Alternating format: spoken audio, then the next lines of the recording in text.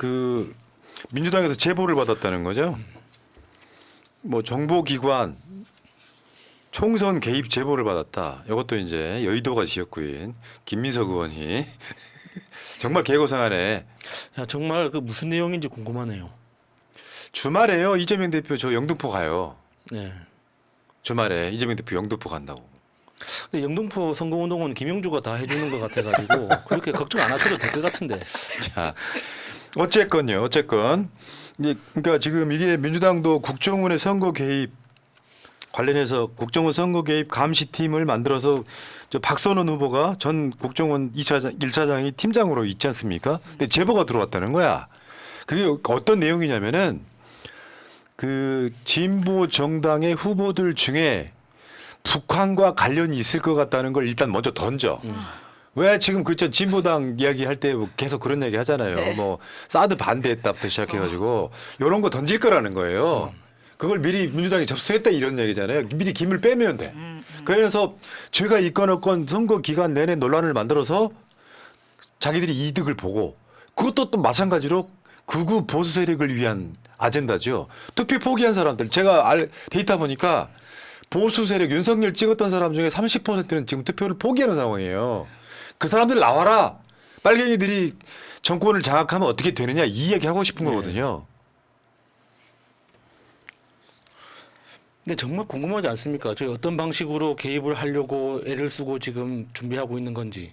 그러니까 우리 같은 보통의 민주진영의 시민들을 상상력으로는 이렇게 생각이 안 나요. 도대체 이 선거 시스템을 어떻게 망가뜨리고 어떻게 왜곡하려고 애를 쓸 수 있는 건지. 그러니까 뭐 예전에 이승만 시대처럼 뭐 그 선거 그 투표함을 바꿔치기 하려고 그러나? 안 그러면은 개표할 때 조작을 하려고 하나? 뭐 여러 가지 상상을 하더라도 도대체 뭐 어떤 게 가능한 건지 떠오르는 아이디어가 없으니까 도대체 그저 정보기관에서 준비하고 있다는 게 어떤 건지 너무 답답하죠. 예. 그러니까 그 이야기를 대충 한 거예요. 지금 아마 그 더불어민주연합 포함하고 지금 진보당 포함하고 그래서 그 중에 몇 사람이 이제 북한과 관련이 있다는 의혹을 툭 던지고 언론이 그걸 되게 받아쓰고 북풍성감을 해보겠다. 근데 저는 계속해서 말씀드리는데요. 윤석열 심판 여론은 그 모든 걸 잠재우고 있어요. 네. 윤석열 심판 여론이 웬만한 논란들은 다 잡아먹고 있다고요. 지금 거기다가 지금 이재명 대표가 선거 유세장에 다니는데 무방비 상태인 경우가 많잖아요. 네. 경우가 있긴 하지만 어저께 인천 출정식에서 그 흉기 들고 가다가 물론 그 흉기 들고 갔던 사람이 그 뷔페 식당 아르바이트라고. 애식장 주방에 네. 근무한 건 확인했다 그러는데 네. 사실 이게 있잖아. 그저 자라보고 놀란 가슴 서뚝분 보고 네. 놀란다는 것처럼 불안해 죽겠어 지금. 근데 저 언론이 저 불안한 느낌을 더 확대하는 것 같아요. 그러니까 흉기 갈러 심부름이라는 저 말 자체가 굉장히 악의적인 거거든요. 그렇죠. 그냥 칼이라고 해야지. 예, 그냥 그 식당에서 쓰는 식칼을 그렇지. 갈러 가는 거였는데 그러면 우리나라 모든 식당에서는 흉기로 지금 다 요리하고 있는 거예요? 그거 아니잖아요. 근데 그러니까 저 이제, 자체가 굉장히 악의적인 거죠. 이분은 예식장에서 실제로 주방에서 근무했다는 것도 확인을 했고 그 근처가 유명한 칼갈이 집이 있다는 거예요. 예, 예. 그것도까지 확인이 됐다고 합니다. 근데 왜 거기를 이재명 옆으로 지나가냐고 이 새끼야. 새끼가 우리는 지금 그게 있잖아. 트라우마가 있잖아요. 그렇죠. 예. 근데 정말 그렇게 흉기라고 하기에는 이제 뭐 어떻게 칼을 싸가지고 갔을 거 아니에요. 근데 예. 그것까지 발견을 했다는 거는 좀 칭찬을 해주고 싶고 잘 발견을 했는데 우리 밖에 이제 PD님 있잖아요. PD님이 주말에 그 왜 요즘 유튜버들이 이렇게 카메라 위에다가 이렇게 낚싯대 같은데 위에다가 예, 해서 예. 하잖아요. 그거를 가방에 이제 꽂고 갔다는 거예요. 대표님이 이렇게 유세하는데 정말 순식간에 경호가 붙어서 어떻게 오셨냐고 물어보면서 아 저도 지지자다라고 했더니 그 자리를 떠날 때까지 가드가 그 네. 우리 PD 옆에 딱 붙어 있었다는 거예요. 그렇게 생겼지. 자 그리고 저 이번에 저 주진우 기자가 공개한 변명문. 와, 정말 충격적이에요. 이거 진짜 충격적이에요. 네. 그러니까 저 변명문 전문을 진짜 꼼꼼하게 읽어봤는데 태극기 집회 있잖아요. 진짜 심각합니다. 정말 그렇더라고요. 정광훈 목사 무시무시한 사람이더라고요, 진짜. 저번에 내가 이 테러 사건 발생했을 때 했던 말이에요. 그거 정답입니다.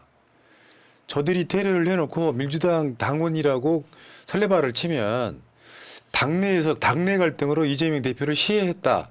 그러면서 총선 망하게 하자는 의도가 그대로 드러났었거든요. 과연 저자의 단독 범행일까? 저 내용도 보면 대략적으로 봤을 때 극우 세력들이 뒤에 보이잖아요. 정광훈 같은. 예. 그래서 앞으로 남아있는 선거 기간 동안 정말 조심해야 돼요. 우리 목표는 총선 압승이 아니에요.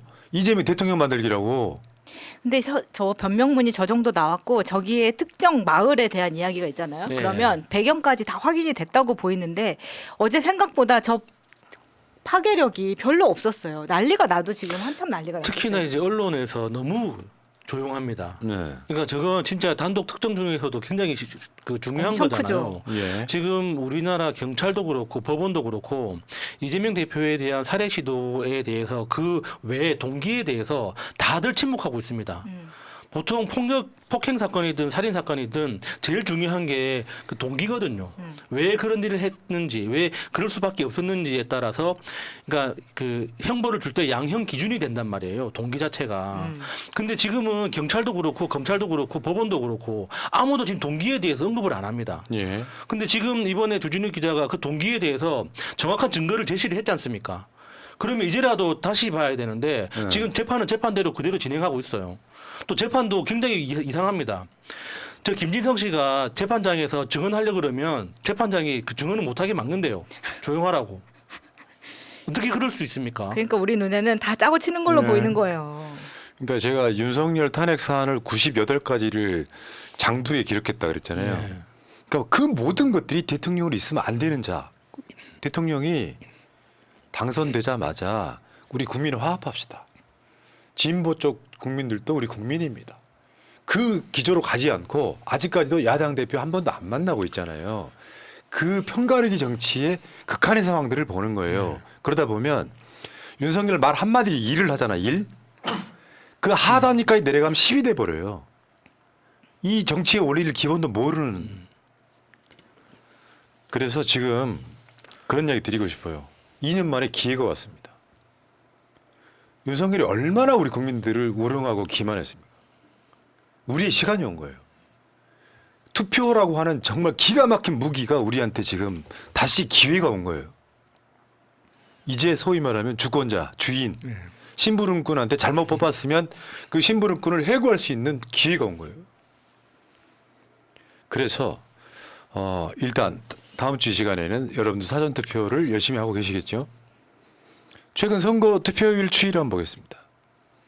밑에 보시면 21대 총선 4년 전 사전투표율이 26.7%입니다. 그래서 총 투표율이 66 나왔었죠. 26대 66 전체로. 그리고 그 다음에 대선 때 사전투표율이 36.9% 나왔습니다. 투표율은 77%입니다. 이거랑 작년 강서구청장 보궐선거 한번 비교해 보세요. 사전투표율이 22.64% 나왔습니다. 사상 최고치 찍었어요. 이 22.64% 사전투표율은 21대 총선에 겨우 4% 차이밖에 안 납니다. 그러니까 강서구청장 때 이미 시험을 해본 거예요. 윤석열에 대한 분노가 테스트를 한번 해본 거예요. 그러니까 이번에도 이번 22대 총선의 사전 투표도 아마 역대 최고 수치를 찍지 않을까. 네. 다들 그렇게 예상을 하실 겁니다. 자, 어제 나온 MBC 여론조사에 보면은 이번 총선을 어떻게 인식하시느냐라고 물었을 때 정부 견제해야 된다가 56입니다. 점점 올라가고 있네요. 그리고 정부를 지원해야 된다가 38입니다. 이 선거는 윤석열이 죽어도 못 이기죠. 다시 말씀드리지만 투표장 나가야 이기는 거예요. 지역구 투표 어디 할래? 물어봤습니다. 이거 전화 면접이라는 거 감안하시고 보세요. 실제는 더 벌어질 거예요. 근데 저는 이번에 그러니까 투표율이 높을 거라고 예상하는 가장 큰 이유가 사람을 행동하게 만드는 가장 큰 원인 중에 하나가 분노입니다. 그러니까 내가 저 사람을 뽑아줘야지를 위해서 가는 그 힘보다 내가 저 새끼를 벌줘야겠다 하고 이 마음으로 나가는 그 행동의 힘이 훨씬 더 크거든요. 맞아요. 그래서 이번에 다른 투표에 다른 그 때 비해서 투표율이 더 높을 거라고 네. 예상을 하는 거죠.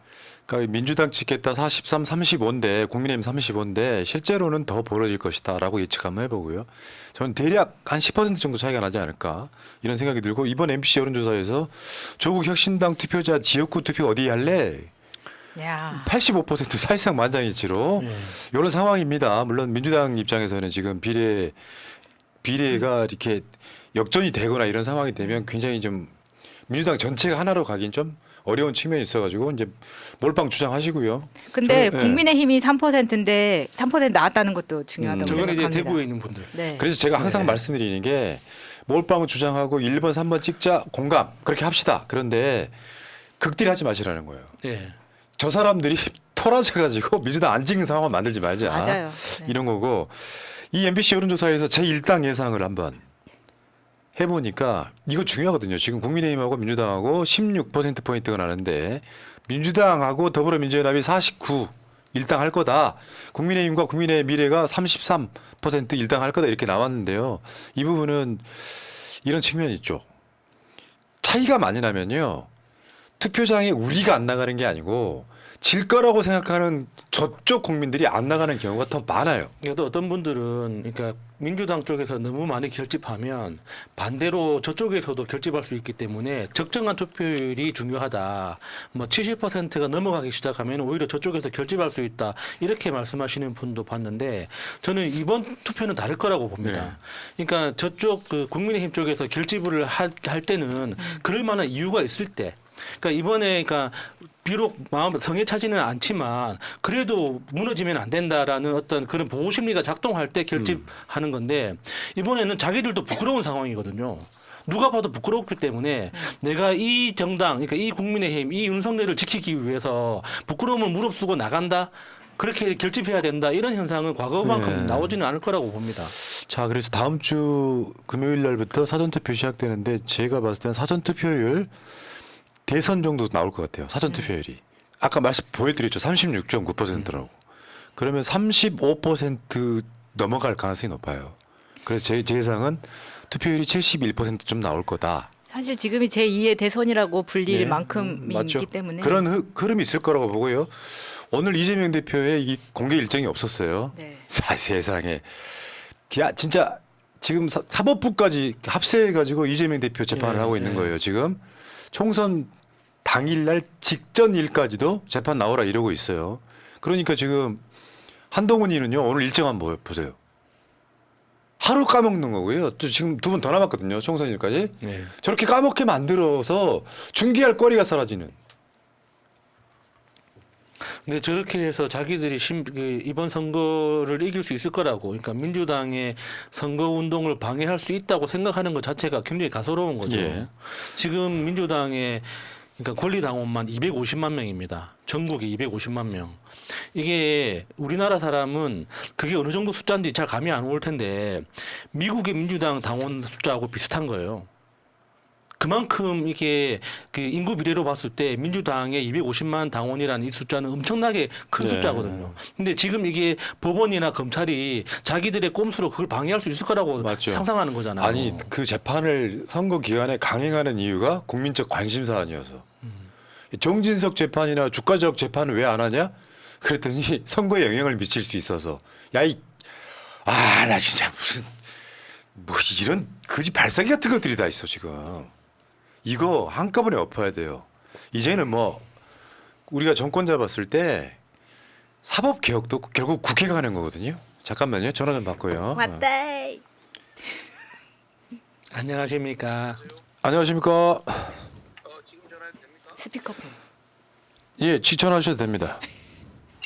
네네네. 반갑습니다. 지금 방송으로 나가고 있습니다. 아, 그래요? 예. 재판 받고 나오셨죠? 네, 생각보다도 오늘 예정보다 일찍 끝났어요. 예. 진짜 어떻게 보면 우리 대표님 보면 짠해 죽겠어. 아이고, 그래도 할 수 있는 만큼 하고, 또 결국 국민들께서 다 보상해 주시지 않겠냐, 그렇게 생각합니다. 그러니까 이게 방금 전에 재판 얘기하고 있었어요. 아, 그러셨어요? 아니 세상에 선거 기간 내내 3번씩이나 출석하게 만드는 거. 검찰이 워낙 강력하게 요구해요. 참 어처구니 없네요. 그래놓고 주가 조작 재판이나 정진석 재판은 선거에 영향을 끼칠까 봐 연기한다는 게 말이 됩니까? 뭐 검찰이 짜놓은 프레임 의도니까 뭐 어떡하겠어요. 검찰 국가 아닙니까? 그러니까요. 질문 좀 드려볼까요 이제? 예. 강력하게 반대했으면 재판부가 그냥 했겠지요. 맞죠.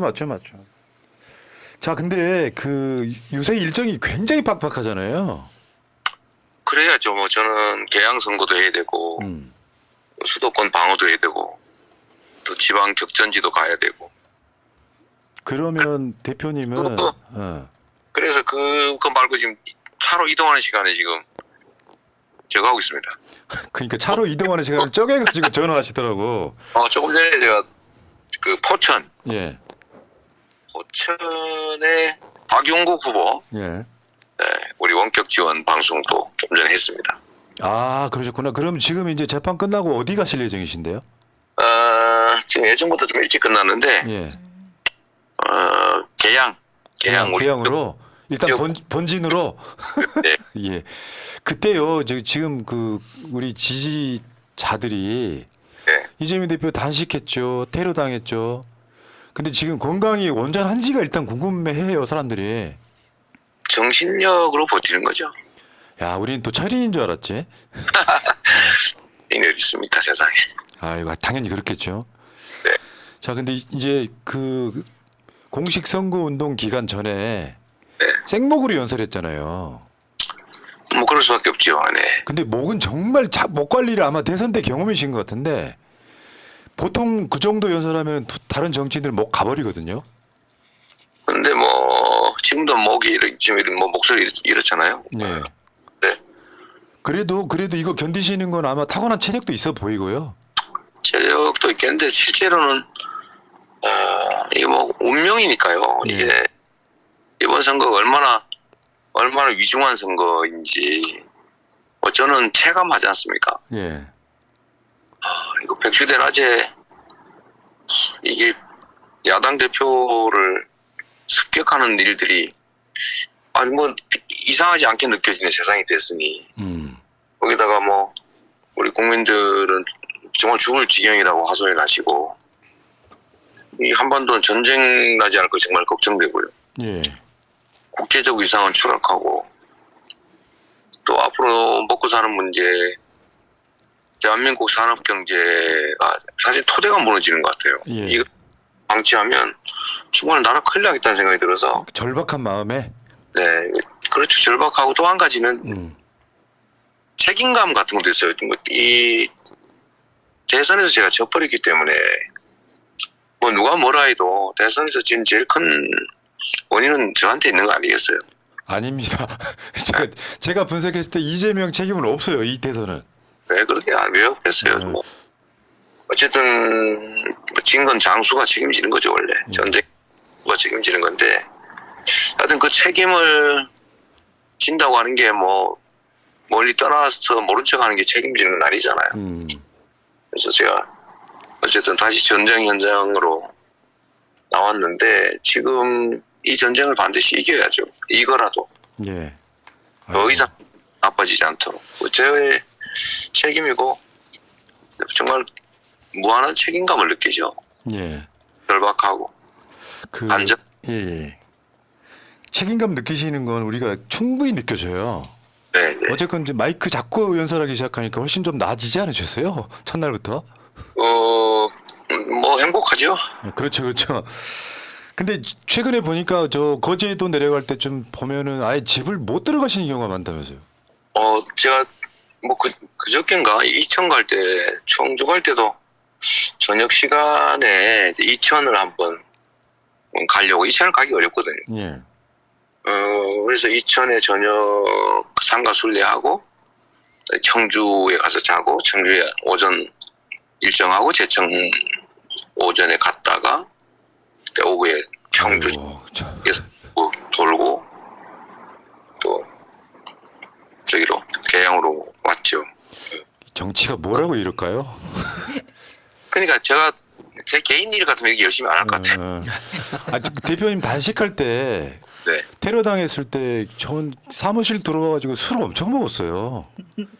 뭐 그러신 분들이 많더라고요. 방송으로도 여러 번 이야기를 했는데 그냥 이제는 짠한 어떤 수준을 넘어가지고 그 이재명 대표를 지키자라고 하는 그 열의가 굉장히 높아지는 게 지금 느껴지거든요. 현장에 한 거 요새 현장에 가면 특히 나이 드신 어머니들이 우시는 분이 너무 많으세요. 물론 뭐 맞아요. 저도 봤습니다, 여러 번. 젊은 여성분들도 눈물 흘리는 경우가 많고요. 예. 어떤 경우는 뭐 그리 많지는 않은데 남자분들도 막 엉엉 우는 경우들도 많이 봤어요. 저도 울었다니까요. 남자들이 네. 남자 잘 안 하시는데 네. 뭐 그런 또 제가 아버지 돌아가셔도 안 울었던 사람이에요. 자, 근데 지금 요즘에 모두들 그 대표님 유세를 보니까 네. 옛날 이재명 돌아왔어요, 지금. 시원시원하잖아요, 지금. 뭐 그래도 할 말을 다 하는 건 아니죠. 할 말을 다 하는 건 아니고 네. 제가 명색이 야당 제1야당 대표인데 또 험하게 막 얘기하면 또 안 되거든요. 그러니까 어제도 한동훈이 지금 뭐 개 같은 이런 얘기를 해가지고 논란이 됐지 않습니까? 네네. 근데 뭐 저도 뭐 그런 얘기 하자면 못 하겠습니까만은 예. 국민들한테 수치심을 주니까 그런 과한 표현, 그런 표현을 안 하려고 노력하죠. 그러니까 그렇게 하고 예. 싶네요. 사이다는 사이다인데 내가 말 지금 반도 안 한 거다 이런 얘기잖아요, 지금. 말을 뭐 시원하게 화끈하면 하게 하면 다들 좋아하긴 하는데 예. 그게 또 후과가 좀 있어요. 예. 네, 후과가 좀 있고 우리 국민들께서 기대하는 바도 있기 때문에 예. 제가 그런 말씀 한번 드렸잖아요. 그 계곡에 부를 때는 뭐가 뾰족뾰족 난 그런 돌멩이였다면 계곡을 지나서 정말 강으로 큰 강으로 흘러내려온다면 맨들맨들한 호박돌이 돼 있더라. 본질은 변한 게 없죠. 예. 우리가 이제 더 많은 분들의 더 많은 입장들을 고려해야 되고 또 그런 거친 표현들이나 또 직설적 표현들에 대해서 좀 거부감을 가지신 분들도 꽤 있어서 좀 그런 요점들을 고려해야 될 한계가 있죠. 제가 최근에 대표님 연설을 보면은 그러니까 타고난 연설가 그러니까 아마 민주진영 역사를 통틀어서도 첫 번째 손가락에 꼽을 만한 정도의 연설인데 솔직히 말씀드리면 이재명 성남시장 때와는 비교 없을 만큼 업그레이드 돼 있는 느낌? 그럴 리가 없고요. 난 더 간절해지고 더 절박해진 거 아닌가 싶고요. 맞습니다. 그럴 수 있는데 이게 제가 연설 방식이 조금 바뀐 건 있어요. 예, 어떻게 바뀌었을까요? 과거에는 일방적으로 쏟아냈다고 하면 요즘은 짧게 공감하는 얘기를 많이 하죠. 대화형으로 좀 바뀌었다고 할까요? 차분차분 설득시키는 그런 톤이에요. 보면 제가 봤을 때. 네네. 서로 공감하는. 네. 얘는 공감할 만한 주장을 일방적으로 좀 세게 했다고 그럴까? 지금은 이제 같이 호흡하는 형으로 좀 더 공감을 받기 위해서 더 노력하는 그런 측면들은 네. 그거 하나만 여쭤볼게요. 실제로 대선 때 유세보다 지금 더 사람이 많이 모이고 있다고 하거든요. 제가 봐도 그런 것 같습니다. 그렇죠. 그러니까 이게 심판 여론인 거죠, 지금. 그때 당시 우리가 대선에서 이겨야 돼 예. 라고 하는 절박함, 그 절박함보다 지금 이대로는 안 돼, 큰일 나, 이 감이 더 큰 것 같아요. 맞습니다. 근데 대표님 네. 전화하신 이유가 있잖아요. 여쭤볼게요. 네. 지금 민주당이 단독 과반해야 된다, 이게 지금 뭐 당연한 이야기인데 대표님 목소리로 한번 들어볼게요. 단독 과반을 해야 되는 이유. 독자적으로 과반이 돼야 된다. 일당은 반드시 해야 되고요. 예. 또 욕심을 낸다면 최대 목표가 151석을 넘기는 거예요. 그 이상은 사실은 쉽지도 않고 151석을 민주당 단독으로 해야 되는 이유는 그러니까 범야권이 과반수를 하거나 좀 과반수가 많이 넘더라도 예. 단독으로 과반이 안 되면요 의사결정이 너무 어려워요. 그렇겠네요, 진짜. 아. 단독으로 뭐 새끼 말해서 의총에서 결정해서 또는 당론으로 정해서 밀어붙이려면 예. 과반수가 안 되니까 못 하는 거예요. 예. 그러면 이제 다른 당들하고 정치적 협상을 해야 되는데 예. 이게 그냥 단순히 맞으면 오케이 노 이렇게 되는 게 아니고 예. 이 정치 협상이라고 하는 것은 서로 다른 목표를 추구하기 때문에 내가 그거 해주는 대신 너 이거 해 이런 거래를 하게 됩니다. 정치적 그렇죠. 협상. 맞죠. 그런데 그걸 들어줄 수가 없는 상황인 경우가 많습니다. 서로 다르니까. 왜냐하면 소수 정당들은 사실은 그 독자적인 색채들이 있잖아요. 예. 근데 다수 야당 입장에서는 다수 그러니까 소위 중도를 포함한 국민 다수의 의견에 부합해야 되는데 예. 그런 약간 독자적인 정책을 받아들이기가 어렵단 말이에요. 맞습니다. 예. 그런데 그 소수 야당 입장에서는 아니 내가 뭐 당신들이 들러리도 아니고 우리 거 안 해줄 거면 내가 너네 왜 도와줘야 돼? 이런 생각이 당연히 들거든요. 예. 그래서 의사결정이 쉽지가 않습니다. 반드시 뭔가 연계가 되기 때문에 좋은 일이라고 다 찬성하지 않거든요. 대신에 이거 뭐 이런 게 반드시 붙어서 신속한 의사결정이 안 된다. 맞습니다. 강력한 입법 추진이 안 된다. 신속하고 강력한 뭐 쉽게 말하면 일사불란한 법이 안 되는 거죠.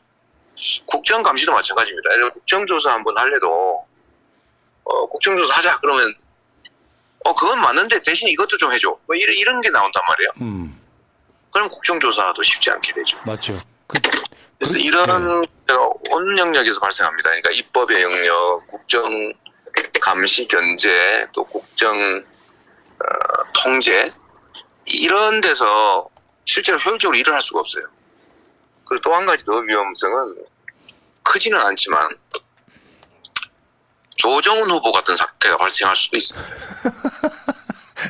우리가 직접 검증한 맞죠. 예. 게 아니잖아요. 그러니까 그게 어디서 발생할지 알 수가 없어요. 하여튼 그런 경우도 있고요. 하여튼 일사불란한 의사결정과 강력한 입법 또는 입법 저지, 국정감시 견제 이게 예.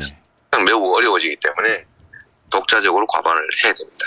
제가 그렇지 않아도 방송할 때 요즘 이야기하고 있는 게 22대 국회 민주당은 엄청 빨라질 거다는 얘기를 네. 자주 하는 편이거든요. 그러니까 답답해 미치는 상황이 아니라 의사 딱 전달이 되고 하면은 입법 만드는 것도 막 일사천리로 하고 그런 당 바라는 거거든요. 지금 현실은. 그렇게 돼야죠. 네. 지금까지 쉽지 않았던 것 같아요. 그리고 요즘에 정해도 진짜요. 예. 태클 걸고 막 그러는 경우도 꽤 많아서. 맞습니다. 그거 맞아요. 예. 당론으로 정해도 그냥 속된 말로 뭉개거나 뭐 지연되는 그런 일도 있었는데 앞으로는 그러지 않겠죠. 저번에 민주당 공천 이야기 할 때 처음에 논란을 굉장히 많이 만들었잖아요. 언론들이. 네. 근데 지금 와서는 민주당 지지층들이 민주당 공천 잘했다 이야기하거든요. 객관적으로 저는 시간이 지나면 그렇게 평가받을 거라고 생각했습니다. 네. 근데 그때는 답답하시지 않으셨어요, 그러니까? 실제로 당시에 그러니까 이 개혁이라고 하는 게 힘들잖아요. 네. 기득권을 줄이는 거고 새로운 사람, 새로운 세대, 새로운 세력에게 기회를 주는 거니까 기존의 사람이나 세력이나 이쪽은 기회를 뺏기는 거 아닙니까? 예. 이게 개혁이죠. 근데 본질적으로 시끄러울 수밖에 없고요. 예. 본질적으로 당연히 저항이 있고 예. 물질적으로 갈등이 있죠. 근데 이거를 저항하는 건 당연한데 또 억울하니까 비명소리, 반항하는 고함 소리가 들릴 수밖에 없는데 예. 문제는 이거를 이제 악용하는 집단이 있는 거죠. 맞아요. 언론들 보수, 일부 악성 보수 언론들 또는 정치적 이익을 위해서 이걸 과장하는 정치 세력들 이것 때문에 증폭이 되는 바람에 예. 실제 있는 것보다는 갈등이 과장되는 거죠. 맞습니다. 그래서 뭐 국민의힘은 조용한 공천, 민주당은 뭐 시끄러운 공천, 심지어 뭐 내홍 뭐 내용. 근데 뭐 이재명과 가까우면 공천 받고 또 멀면은 공천 못 받는다 해괴한 말도 만들었는데 냉정하게 따져보면 사실 제 가까운 사람들이 훨씬 더 많이 맞아요. 배제- 예.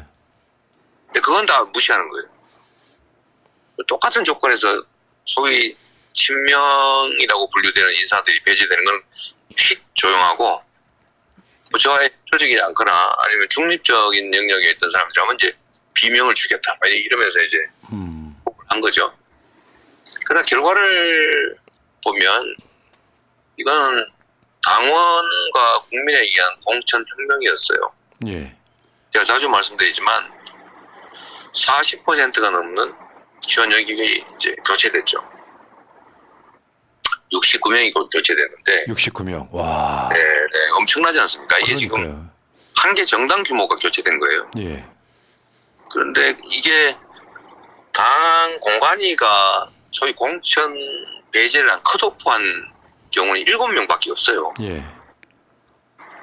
거의 다른 분들은 다 경선을 통해서 가려졌거나 아니면 경선에서 질 것 같으면 나가버린 탈당하거나 뭐 이런 분들이죠. 그러니까 저는 경선 과정에서 전혀 상상하지 못한 그 결과들도 많이 나왔거든요. 예.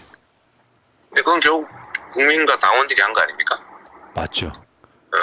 그래서 사실 당이 무리하게 어거지로 컷오프한 건 7명밖에 없다. 진짜 알고 보면 7명밖에 안 되는 거네요. 그리고 그 7명 중에 사실 친명인사가 있잖아요. 뭐 변재일 의원님 같은 경우는 예. 본인은 뭐라겠어요. 그러니까. 그런데도 어쨌든 당을 위해서 다시 선거운동 하시겠다고 현장에도 나오시고 그러시는데 예. 안민석 의원도 마찬가지고요. 맞죠? 예. 어쨌든 뭐 너무 한 곳에서 오랫동안 오선이나 하셨는 게 어쨌든 국민들 눈높이에 맞추느라고 뭐 본인 죄도 아니지 않습니까? 근데 어쨌든 저하고 가까웠지만 이제 배제됐어요. 근데 이분도 열심히 지금 오산 선거 도와주고 계세요. 근데 그런 분들이 사실은 많지 않습니까? 예. 이제 비명 행사했다고 무슨 거짓말. 맞죠? 예. 행제라고 이런 황당무계한 억지소리를 했는데 결국 국민들이 자주 말씀드리는 것처럼 안개가 걷히면 실상이 드러나고 잠시 국민들의 혼란이 오더라도 가짜 조작 뉴스로 진실을 가릴 수는 없다. 맞습니다. 국민 그렇게 평가하시잖아요. 공천 민주당이 잘했다. 국힘이 그러니까 예. 그 공천 논란이 됐을 때 네. 사실 일반 지지자들도 정신을 좀 못 차리는 정도로 상상을 뛰어넘었거든요. 근데 예. 그때 당시에 워낙 광풍이라고 할 정도로 예. 우리 그 다음 공천을 폄훼하고 조작 왜곡해서 공격. 그랬죠. 예. 사실 당 지도부나 공관위는 이제 인위적인 개혁 이걸 사실은 당초에 계획했던 것만큼 못한 측면이 있어요. 예. 예. 그런데 그 이상을 사실 당원들이 맞아요. 맞아요. 예. 해낸 거죠. 네. 그러니까 대표님이 그 전당대회 나왔을 때도 당원이 주인인 정당 만들겠다고 약속하신 거고요. 그렇죠. 네. 나중에 대표님을 이제 대표님 자리에서 내려가더라도 그 다음 대표 이런 분들도 당원 중심의 정당으로 갈 수밖에 없는 그 주춧돌을 놨다 그럴까요? 그렇죠. 진짜 이제 훌륭하십니다. 예. 뭐 훌륭한 건 아니고 당연히 해야 될 일인데 왜 이렇게 앙탈을 부리세요, 대표님? 국민이 주인인 나라 우리 맨날 얘기하지만 맞죠. 예. 사실 정치인들이 맨날 국민 무시했잖아요. 예. 지배 대상으로 벽화시켜놓고 자기들을 스스로를 지도자라고 말하고 진짜 지배자 심지어는 왕대를 했지 않습니까? 예. 근데 이게 결국은 이번 선거를 통해서 예. 저는 이 나라 주인이 국민이 맞다. 예. 나라의 주권자야라는 걸 보여줄 거라고 생각하고요. 예. 당 역시도 우리가 당원 중심주의, 당원 중심 정당, 민주적 정당. 민주적 정당이 당원이 주인인 정당인데 그렇죠. 예. 맨날 말만 했지만 실제로는 무시했잖아요. 근데 이번에 경선을 통해서 이거 우리 당원이 진짜 주인이네. 예. 당원들 이 의사 안 하면 큰일 나겠네. 앞으로 존중하고 무서워해야 되겠네. 이 생각들을 많이 하게 될 것 같아. 예. 그러니까 저는요 개인적으로 이재명 대표 하면은 그냥 그 최근에 단식과 테러가 있어가지고요. 네, 그냥 안쓰러워 죽겠다는 마음이 저 우리한테도 그런 게 있는 거거든요.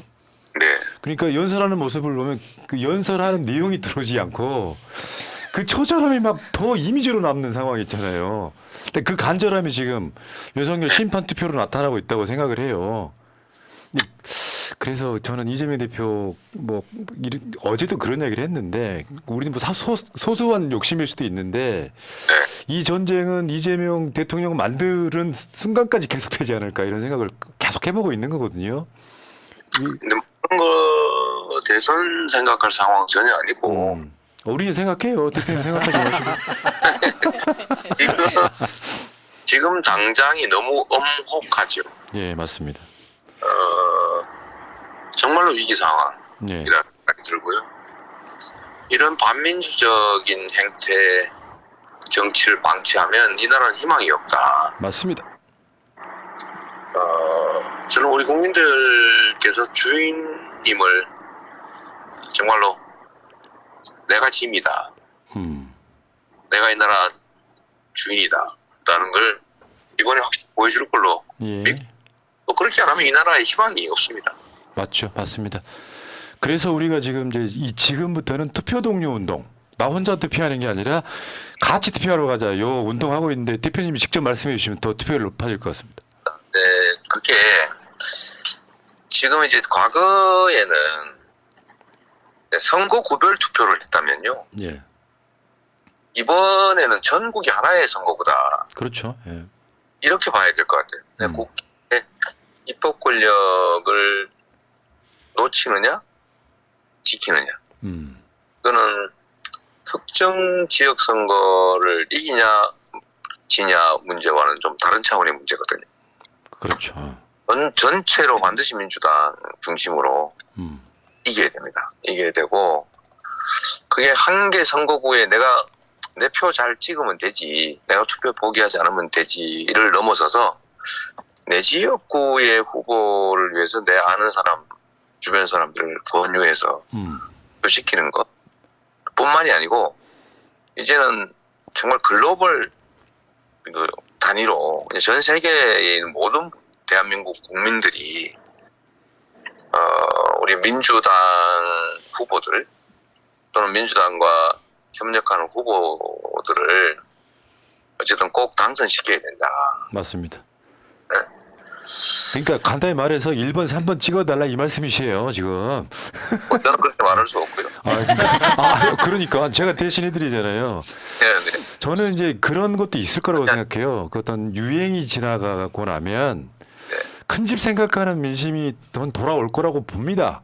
네, 뭐 그 부분은 네. 우리 국민들께서 잘 가져해 주실 걸로 보고요. 하여튼 하나의 선거구라고 보고 예. 서울 성동에 사시는 분들이라도 성동의 선거만 잘하면 된다 이렇게 생각하지 마시고요. 그렇죠. 전국의 모든 선거가 잘 되기 때문에 예. 비례대표 득표도 있고 부산에도 전화해주고 마산에도 전화해주고 그래야죠 진짜. 대구도 전화하고 예. 저기 특히 지금 수도권에 저 동작 가불 이런 데 있잖아요. 예. 대학이나 송파, 강남, 강동, 뭐 서대문 뭐 이런 데 정말 전화해 주셔야 돼요. 서초 이런 데 있잖아요. 그리고 충청도 고향. 예. 충청도가 지금 아슬아슬하거든요. 예. 충청도 뭐 부산, 경남 이런 데 있잖아요. 예. 정말 중요하거든요. 그거 있는데 예. 뭐 총력을 좀 다해 주시면 좋을 것 같아요. 한 분이 사실 해당 지역구에서는 뭐 우리 가족 꼭 찍으면 되지. 우리 2명 이렇게 하지만 전국으로 따지면 한 사람이 보통 평균적으로 200명을 안다는 거. 그렇죠. 네트워크 있잖아요. 그러니까 우리 200명 아는 사람 중에 예를 들면 사실 유유상종이라서 맞죠, 맞죠, 맞죠. 그러니까 저기 막 국힘 지지하는 분들 막 열심히 설득해서 바꾸려고 하는 노력도 평소에 해야 되지만 지금은 예, 우리 민주개혁적인 사고를 가진 사람들을 투표시키는 게 제일 중요해요. 그렇습니다. 예. 투표를 보통 절반 이상, 절반 겨우 남짓하잖아요. 예, 내가 아는 사람의 한 3분의 1 이상, 40%는 내 사람인데 민주당 또는 민주개혁 진영을 지지하는 사람인데 투표를 안 한다고 보시면 됩니다. 맞죠, 진짜 그래요. 네, 투표를 쉽지 않아요.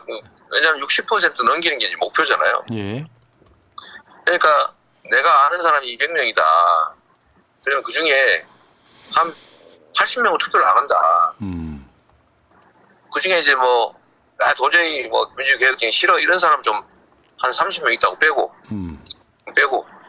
160명 중에서 한 60명은 투표를 안 하니까 다 전화하고 꼭 투표해라. 맞죠, 이거 맞죠. 인생이 달렸다. 예, 정말 나 당신이 인생이 달렸다. 달렸다. 꼭 투표해야 된다라고 해주면 그 중에 10명이 걸렸다. 예, 10명이 투표 안 할 사람이 했다. 그런 사람이 우리가 같이 행동하는 사람이 10만 명 됐다. 그럼 압승이죠. 100만 명이 투표를 더 하면. 네. 이 대표님 못 하시는 말씀도 방송으로 제가 해드리면 그렇게 해서 투표장 나가면 1번, 3번 찍어라. 아무 말도 하지 마세요. 제가 다 해드려요. 사람이 3표 찍어라 이렇게 얘기하죠. 3표가 부족하다. 그러니까 저도 이제 호남 출신이라 요즘에 이제 어머니한테 전화해서 내가 민주당 당원이니까 1번하고 3번 찍어주세요 합니다. 저도 합니다. 네. 그게 아니 뭐 다른 사람 되는데 뭐 나는 하면 안 된다고 하니까. 대표님, 네, 대표님 네. 지금 어디 가시는 길이죠? 개양으로 제 선거구로 복귀하는 중입니다. 그러니까 어디쯤 가셨냐고 뭐 여쭤보고 싶은 거예요. 이거 김포 지나고 있는 것 같네요. 야, 그냥 세상에 선거운동 그렇게 하고 재판 받고 다시 개항 갔다가 또 전국 돌았다가 와, 저는 이 보답을 받을 거라고 생각해요. 김포 제가 지나는 중이니까 제가 얼마 전에 갔다 왔습니다만 네, 김포 시민 여러분께서도 김포 우리 민주고 꼭 나가서 투표해 주시고 또 뿐만 아니고 전국에 모든 선거구에 우리 아는 분들 다 찾아서 카톡 한번 문자라도 한번 전화라도 한번 꼭 해서 정말 절박해서 그럽니다. 네. 나라 망해요 이렇게. 맞습니다. 그 이재명 대표는 약간 마성이 있어요. 좋아하면 싫어할 수가 없어요. 처음부터 싫어했던 애들 빼고 나면 원래 그런 거예요. 저 싫어하는 사람 많아요. 저번에 제가 충중가 갔더니 그 아줌마. 네, 내 이놈 뭐 그러시는 좀 귀엽더라고요. 근데 그거 대처 잘했다고 또 칭찬받았잖아요. 다른 게 아니라 뭐 그분 그렇게 생각할 수 있잖아요. 예전에 성남시장 때 그 세월호 리본 이야기에서 사이다가 지금도 전설로 남아 있잖아요. 그러면 안 되겠더라고요. 거기서 막 그러면 안 돼. 왜냐하면 그분이 또 한참 나이 드신 어르신이시고 그러니까요. 예. 그분이야 뭐 그렇게 사명감 가지고 하시는 말씀인데 예. 거기다가 제가 뭐라 그러면 되겠어요. 또 뭐 굳이 형식적인 얘기일 수도 있습니다만 그분도 주권자로서의 주권 의지를 표시하시는 거잖아요. 오늘 말씀하시는 거. 뭐 저 좋아하는 사람만 국민 아니잖아요. 이게 역시 이제 숙권하실 분은 좀 다르네요. 옛날에 성남시장과 많이 달라. 그렇죠? 예. 자, 대표님. 세월호 아직 젊을 때이기도 하고 너무 화나기도 하고 근데 세월호 문제를 가지고 그렇게 얘기하면 지금도 화날 것 같아요. 맞습니다. 맞습니다. 이건 저를 욕하는 거니까 예. 이놈 뭐 이런 정도니까요. 그 성남시장 때 성남시청에 세월호 깃발 걸었던 그 유일한 사람 아닙니까? 10주기 됐고요. 조형물도 시청에 몇 년 동안 있었죠. 예. 자, 대표님 저 개항 가시기 전까지 계속 인터뷰를 하고 싶은데 좀 쉬세요. 말하는 것도 에너지거든요. 네, 30분 됐네요 벌써. 네, 그래요. 벌써 그렇게 됐어요? 네. 댓글창에 가지 말라고 난리가 났는데 어디 지역구 가면 다 똑같대요. 자, 하나만 마지막 질문. 총선 끝나자마자 가장 먼저 하고 싶은 거. 속 자야죠. 아 슬프다. 막 그래 지금 같이 방송하시는 분 누구예요? 마차 아 예. 맞아. 봤는데. 마차 저번에 저 동작구 오셨을 때 네. 사람 그때 예 사람 안 모일까봐 갔다고. 그리고 어제 많이 보던 분이 나타나서. 그러니까 번개가 네, 그랬어요.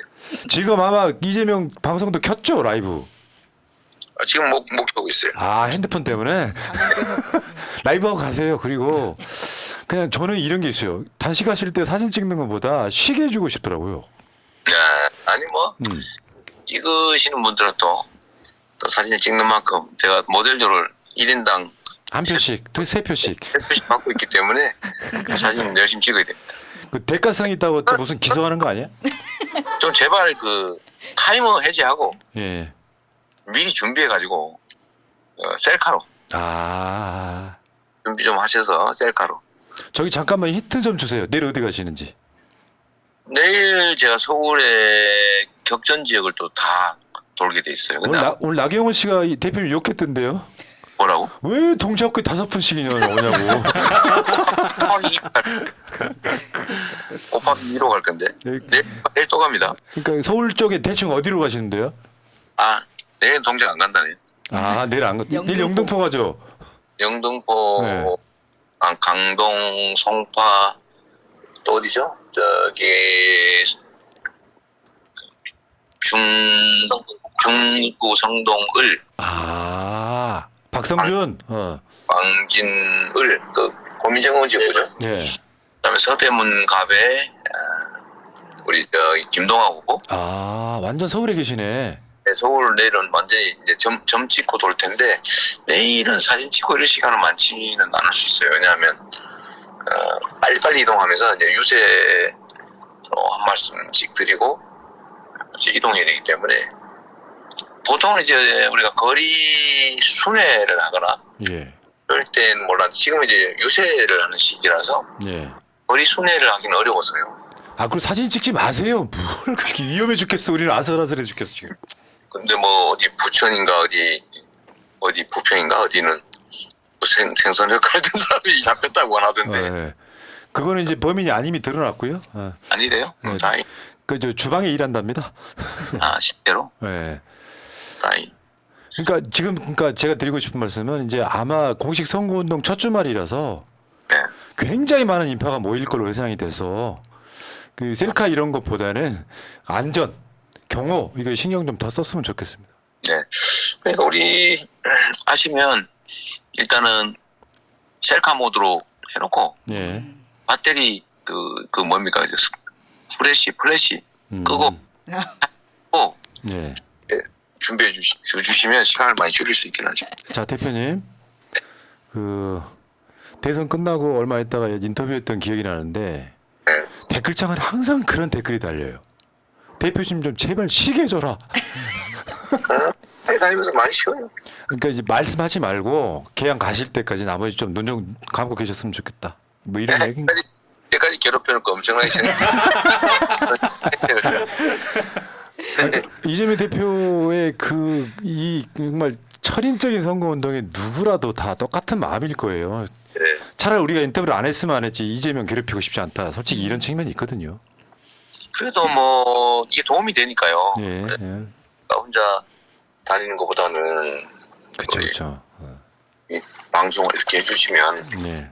한 분이라도 더 투표할 거고 또 뭐 여론 행동에도 도움이 되고요. 그게 우리한테 도움이 되니까 예. 뭘 괴롭히는 건 아니죠.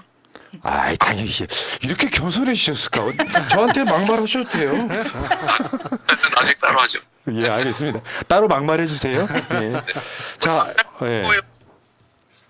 잘 안 들립니다. 예. 네, 우리 차에 지나가시는 분이 격려해주고. 아, 그러셨구나. 예. 대표님, 개항에 가서 일부 유세하실 거죠? 그렇게 되겠죠. 아마 저희는 예. 뭐 사람을 모아놓고 유세하지는 않고 돌아다니시는 거구나. 아파트 단지나 뭐 이런 데 가서 얘기하다 보면 사람들이 우 모이더라고요. 그 목에다 차고 있는 그 저 피켓 있잖아요. 목에 차고 목에다 이렇게 차고 있는 선거 운동 피켓. 네 아침에 출근 시간. 예. 그거 다른 사람이 차면 안 되는 거예요? 뭐 다른 사람 선거운동원밖에 안 될 거고 지금은 무슨 가로 세로 25cm 이하 피켓은 개인이 아무나 할 수 있죠. 예. 다녀야 됩니다. 알겠습니다. 예, 예. 댓글창 난리 났어요. 빨리 쉬게 해줘라. 그런 거 좀 많이 해주면 도움 되죠. 알겠습니다. 저 대표님 아마 내일 유세장 어디에선가 뵙게 될 거예요. 그때 봬요. 그래요? 예. 잠시 얼굴 한번 보죠. 알겠습니다. 자, 네, 그래요. 고맙습니다. 고맙습니다. 예. 파이팅. 예. 화이팅! 화이팅! 화이팅! 13번. 예, 예, 예. 1인 3표. 예, 예. 네. 아이고. 대표님이 끊고 싶어 하지 않으시는 거예요. 아, 그런데 이게 그런 게 있어요. 내가 이재명 대표하고 사진을 찍지 않아도 쉬게 해줘라 하는 분들이 전 진심 이재명 대표의 팬이라고 생각해요. 그렇죠. 예. 아, 저도 이게 원래 인터뷰가 수요일 날 예정돼 있었어요. 근데 이재명 대표 그냥 일정도 지금 있고. 일정이 있는데 쉬게 해주자 해갖고 오늘 재판이 빨리 끝나면 인터뷰하고 늦게 끝나면 인터뷰 안 한다 이런 거거든요. 자, 어차피 이재명 대표의 간절함이 보이죠. 사실 그런 거 맞아요. 우리가 큰 집이기도 하고 1번, 3번 찍어 주십시오라고 하는 건 당연한 거고요. 거기에 거부감 가지실 필요 없고 다만 지역구의 영향을 받지 않게끔 네거티브는 하지 말자 이런 정도로 이해하시면 될 것 같습니다. 자, 간절하게 여러분 1, 3번 이재명 대표 지금 재판 받고 나와서 새날과 한 40분 넘게 인터뷰한 것 같네요. 네. 자, 여기까지. 그러면 이슈 있잖아. 2부로 바로 넘어갑시다. 왜냐하면 시간 관계상 나머지 이슈는 빼고 어디 하다가 전화가 온 거였죠? 기억 안 나요. 네. 그걸 어떻게 아니. 지금- 이재명 대표 페이스북에 오늘 재판 받는 날이다 이야기했기 때문에 네. 타이밍 기가 막히게 온 거야 전화가. 딱 방송 듣고 전화한 거네요. 감사합니다. 네. 자, 여러분 새날 구독 좀 해주시고요. 자, 이럴 때 좋아요도 눌러주시고 그러니까요. 구독도 눌러주시고. 그리고 지금 어디까지 읽어드렸더라? 야, 자 읽어드리고요. 어디까지냐면 기다려 범님 아까 읽어드렸고요. 이상구님 새날 이번 달 시청료 보내드립니다 하셨고요. 습관의 이상구님. 힘님 고맙습니다. 중기님 고맙고 감사합니다. 파란 4월을 기대해 봄님 비례 3번 지역 1번 나라가 살아야 내가 산다 하셨고요. 지마님 자리마다 세상에 없는 최선을 다하는 이재명 대통령이 나라에서 꼭 살고 싶습니다 하셨고요. 신경호님 이재명 힘내라 하셨고요. 김디젤님 민주국가에 오신 것을 환영합니다. 끝까지 가자님 민주당 과반 만듭시다. 그래야 잘 싸울 수 있습니다. 오늘도 난님 나는 자랑스러운 일찍 민주당원이다. 새날 덕분에 우리 이재 목소리 실방으로 듣고 땡 잡았다 하셨고요. 태길강님 민주국가에 오신 것을 환영합니다. 고맙습니다. 이선호님 이재명 대표님 선거 유세 열심히 하실 수 있도록 내일 성렬이는 촛불 행동에서 용산으로 행진해서 혼쭐 내겠습니다. 믿습니다. 감사하고요. 자, 상재희님 고맙습니다. 자, 이재명 대표는 지금 이제 재판 끝나고 새날과 한 40분 통화하시고 계양으로 가서 또 지역 유세를 돈다고 하니까요. 대체 언제 쉬냐고. 아마 이런 것 같아. 계양 유세를 빙자해서 집에 들어가는 날. 근데 이제 보고 있으면 힘들어 보이는 게 느껴지거든요. 그래서 두 가지 마음이 동시에 있는 거죠. 조금만 더 참고 견뎌달라. 좀 덜 했으면 좋겠다. 좀 쉬었으면 좋겠다. 이 두 가지 마음이 동시에 드니까 저도 어떻게 이야기해야 될지 모르겠습니다. 그러니까 실제로 우리가 그런 상황들이 있잖아요. 우리는 굉장히 신나서 간절하게 싸우고 이재명 대표는 정말 절박하게 유세를 하고 이게 하모니라고 생각이 들어요. 대신에 이재명 대표를 중심으로 민주 세력이 힘을 똘똘 뭉쳐가지고 정권 엎어버린다 이런 느낌으로 가셔야 된다고 생각합니다. 자, 이재명 대표님 다시 한번 감사드리고 내일은 이재명 대표 전국 일정을 돌린다고 하니까 가까운 동네 일정표는 새날 텔레그램 방 등 통해서 공지하겠습니다. 꼭 가서 버텨주시기 바랍니다. 숫자가 많이 모인다는 건 이긴다는 뜻입니다. 예. 쪽수. 여기까지 하겠습니다. 예.